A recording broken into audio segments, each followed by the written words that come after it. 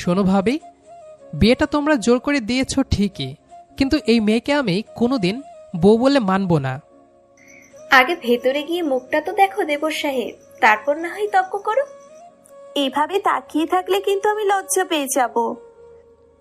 মানে তুমি কি জানো যে আমি এসব বিয়ে সংসার একদম পছন্দ করি না? জানি, আমি আপনাকে জোর করে সংসারী বানাতে আসিনি, শুধু আপনার পাশে থাকতে এসেছি। কিরে, রাইডে যাবি না? বউ পেয়ে কি শেষমেশ বাইক চালানোও ভুলে গেলি নাকি? কিছুক্ষণ আগে বিয়ে করে বাসায় বউ নিয়ে আসলাম, তবে এখন পর্যন্ত বউয়ের মুখ দেখিনি, না ছবিতে না বাস্তবে। তার কারণ হচ্ছে বিয়েটা আমার অমতে হয়েছে। আমি কিছুতেই রাজি ছিলাম না এই বিয়েতে। বিষয়টি যে এই মেয়েকে নিয়ে তা না, অন্য কোনো মেয়ে হলেও আমি বিয়ে করতাম না। তার মূল কারণ হচ্ছে আমার এসব সংসার ঝামেলা ভালো লাগে না। খাবো, ঘুমাবো, ঘুরবো, এটাই আমার মূল কথা। আর আমার সবচেয়ে বড় নেশা হচ্ছে ঘোরাঘুরির নেশা, বাইক।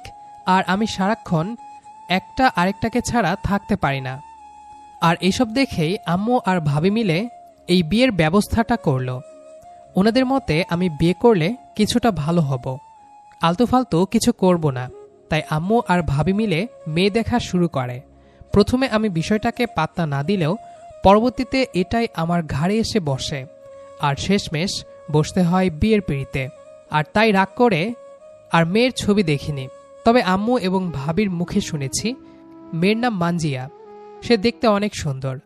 তাতে আমার কি, আমি তো কখনোই ওই মেয়েকে বউ হিসেবে মানব না। এসব ভাবছিলাম, এমন সময় পেছন থেকে কেউ একজন গায়ে টোকা দিল। কি ব্যাপার দেবর সাহেব, এভাবে এখানে দাঁড়িয়ে আছেন কেন? ভেতরে যে বউ অপেক্ষা করছে তার কোনো খেয়াল আছে? কিসের বউ?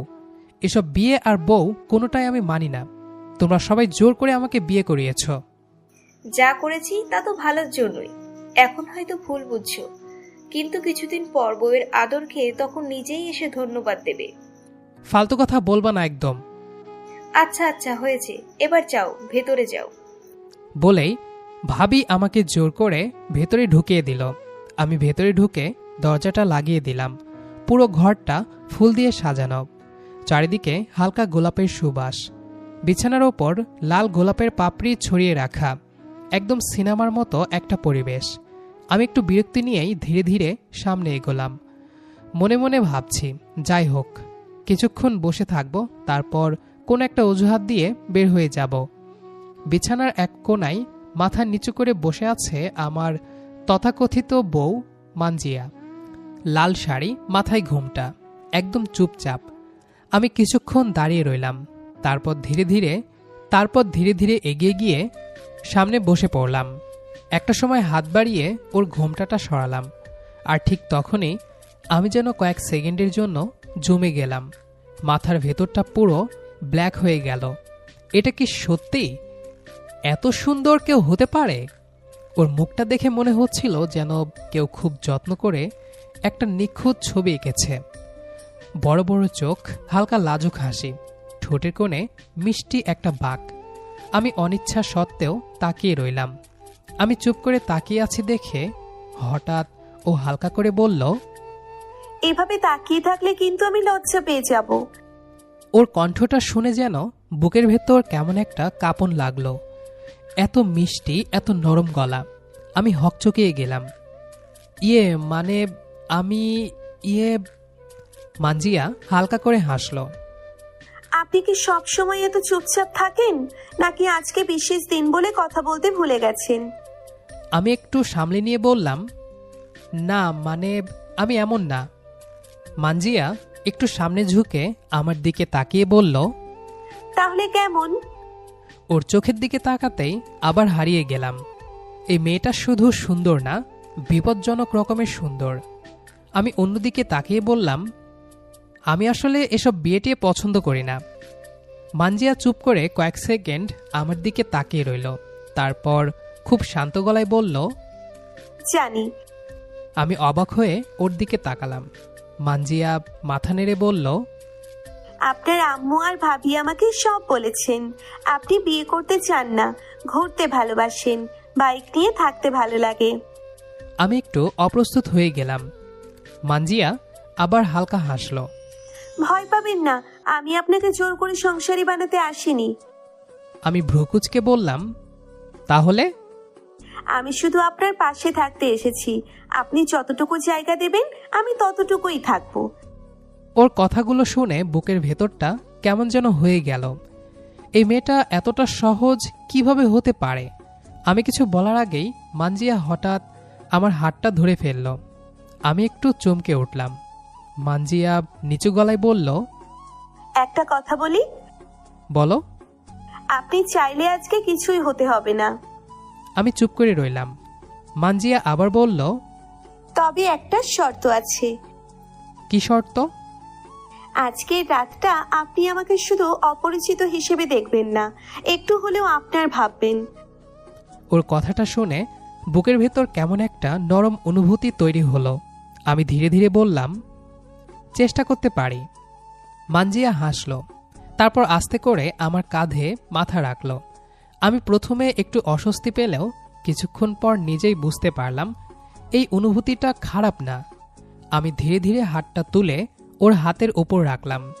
মানজিয়া ফিসফিস করে বলল, জানেন, আপনি যতটা রাগী ভাব দেখান ভেতরে ততটা না।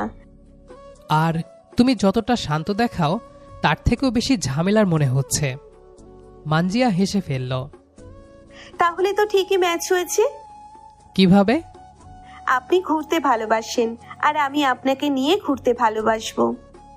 মানজিয়ার কথাটা শুনে আমি কয়েক সেকেন্ড চুপ করে রইলাম। মনে হচ্ছিল এই মেয়েটা শুধু কথা বলছে না, আমার ভেতরের সব দেওয়ালগুলো আস্তে আস্তে ভেঙে দিচ্ছে। আমি একটু হেসে বললাম, তুমি তো দেখি প্ল্যান করেই আসছো। একটু তো করতেই হয়, না হলে এমন জেদি মানুষকে সামলাবো কিভাবে? আমি অবাক হয়ে ওর দিকে তাকিয়ে রইলাম। এই প্রথম কোনো মেয়ে আমাকে এভাবে ঠাট্টা করছে, আর অদ্ভুতভাবে আমি রাগও করতে পারলাম না। আমি হালকা গলায় বললাম, আমি এতটাই জেদি নাকি? আপনি জেদি না, আপনি আসলে নিজের মতো থাকতে ভালোবাসেন। আমি শুধু আপনার জীবনের একটা অংশ হতে চাই। কথাগুলো শুনে বুকের ভেতরটা আবার কেমন যেন হয়ে গেল। আমি একটু নরম হয়ে বললাম, কিন্তু আমি তো এসব সংসার দায়িত্ব বুঝি না। আপনাকে কিছু বুঝতে হবে না, আমরা ধীরে ধীরে শিখে নেব একসাথে। আমি কিছু বললাম না, শুধু তাকিয়ে রইলাম। ঘরের ভেতর হালকা নীরবতা নেমে এলো। বাইরে হয়তো রাত আরো গভীর হচ্ছে, কিন্তু এই নীরবতা অস্বস্তিকর না, বরং খুব শান্ত।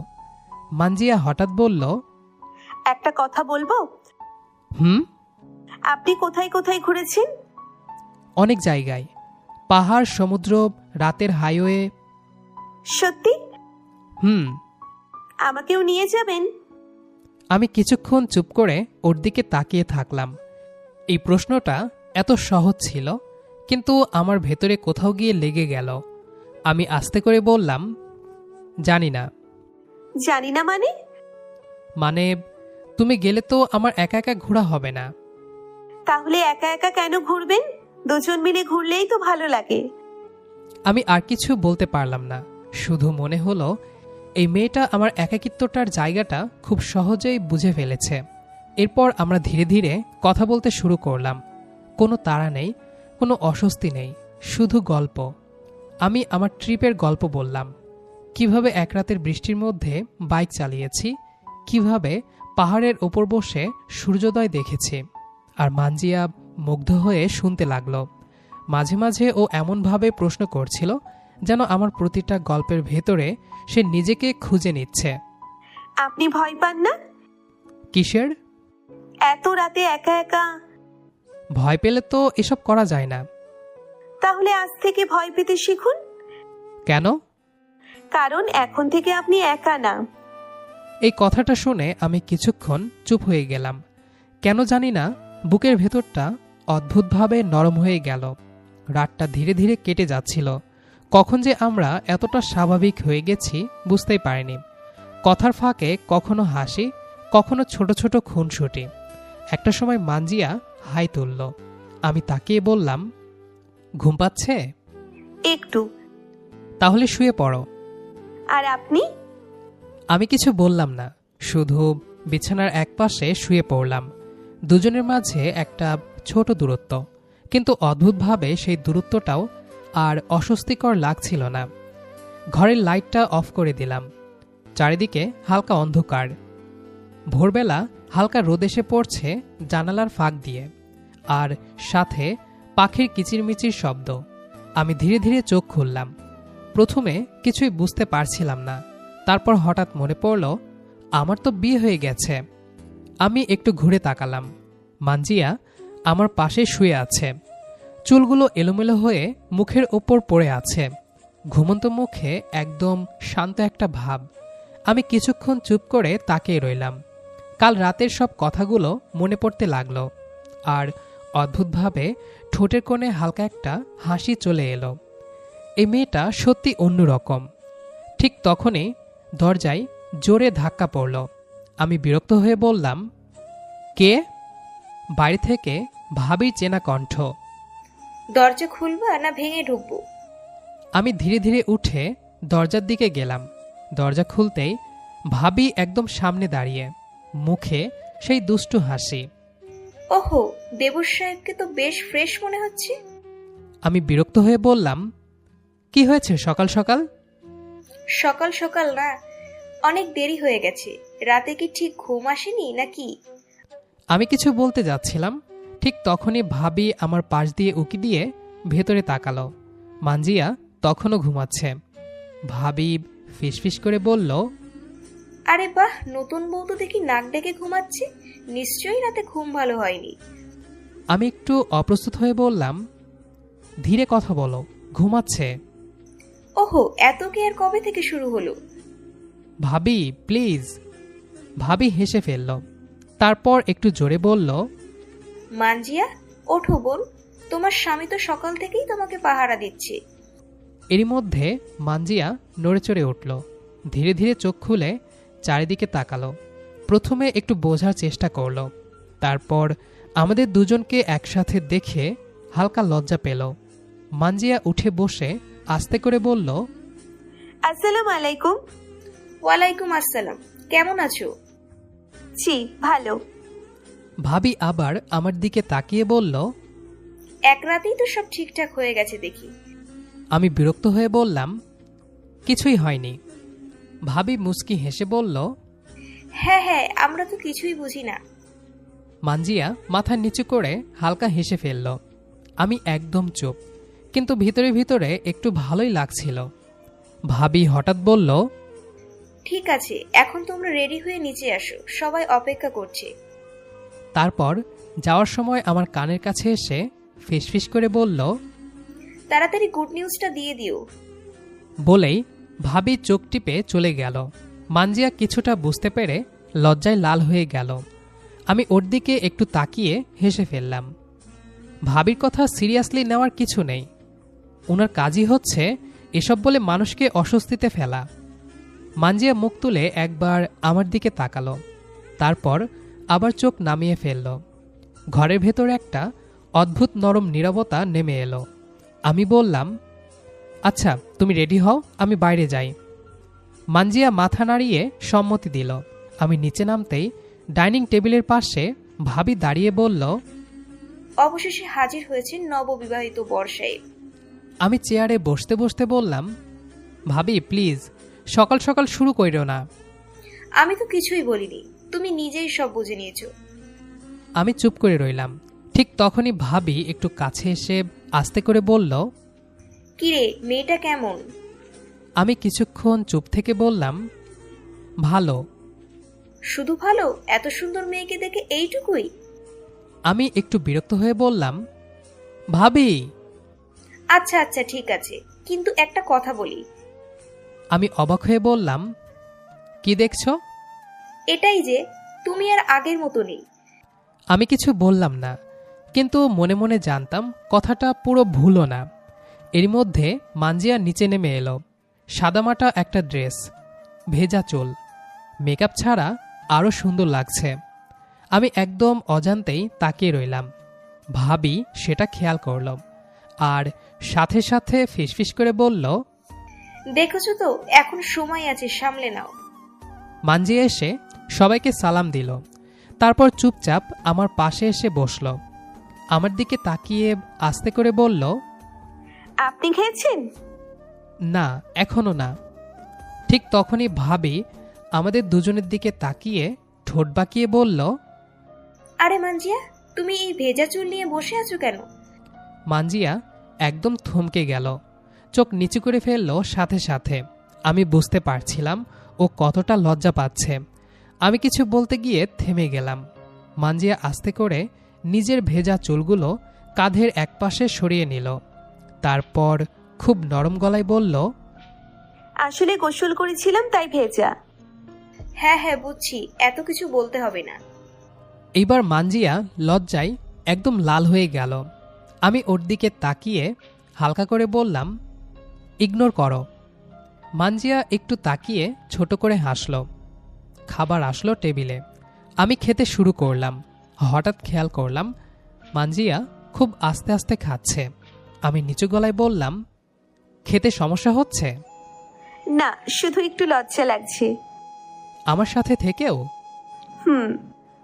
খাওয়া দাওয়া শেষে সবাই যে যার মতো ব্যস্ত হয়ে পড়ল।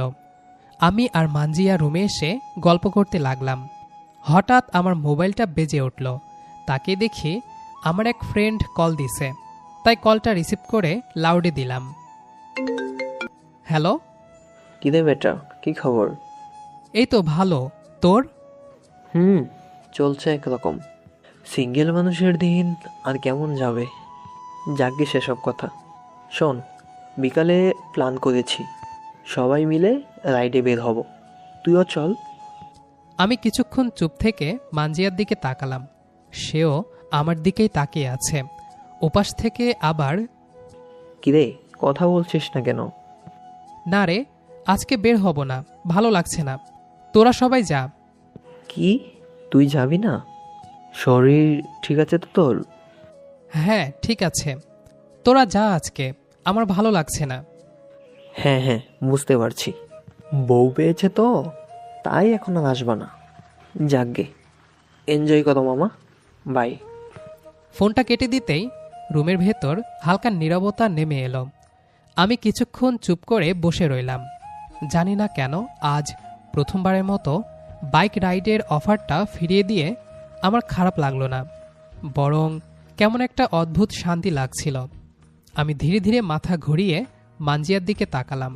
সে তখনও আমার দিকেই তাকিয়ে আছে। চোখে কেমন যেন এক মিশ্র অনুভূতি, খুশি, লজ্জা আর একটু অবাক হওয়া। মানজিয়া আস্তে করে বলল, আপনি সত্যি যাবেন না? আমি হালকা হেসে বললাম, না, আজ যেতে ইচ্ছে করছে না। মানজিয়া কিছু বলল না, শুধু হালকা করে মাথা নাড়িয়ে একটা ছোট্ট হাসি দিল। কিন্তু আমি বুঝতে পারছিলাম ওর ভিতরে কোথাও একটা খুশি কাজ করছে। আমি একটু দুষ্টুমি করে বললাম, কেন, তুমি কি চাইছিলে আমি যাই? মানজিয়া তাড়াতাড়ি মাথা নাড়িয়ে বলল, না না, আমি তো কিছু বলিনি। বলনি, কিন্তু চোখে সব লেখা থাকে। এই কথা শুনে মানজিয়া একটু লজ্জা পেয়ে অন্যদিকে তাকালো। কিছুক্ষণ চুপ থাকার পর আমি হঠাৎ বললাম, একটা কথা বলবো? বলুন। তুমি কি সত্যি সত্যি আমার সাথে ঘুরতে যেতে চাও? মানজিয়া প্রথমে একটু অবাক হয়ে আমার দিকে তাকালো। তারপর ধীরে ধীরে ওর মুখে সেই চেনা মিষ্টি হাসিটা ফুটে উঠল। অনেক। অনেক মানে? মানজিয়া একটু কাছে এসে নরম গলায় বলল, মানে আপনি যেখানেই যান আপনার সাথে যেতে চাই। ওর কথাটা শুনে বুকের ভেতরটা আবার নরম হয়ে গেল। আমি কিছুক্ষণ চুপ থেকে হঠাৎ উঠে দাঁড়ালাম। মানজিয়া অবাক হয়ে বলল, কি হলো? আমি আলমারি থেকে আমার জ্যাকেটটা বের করতে করতে বললাম, চলো বের হই। মানজিয়া একদম থমকে গেল। কোথায়? রাইডে, আমার সাথে।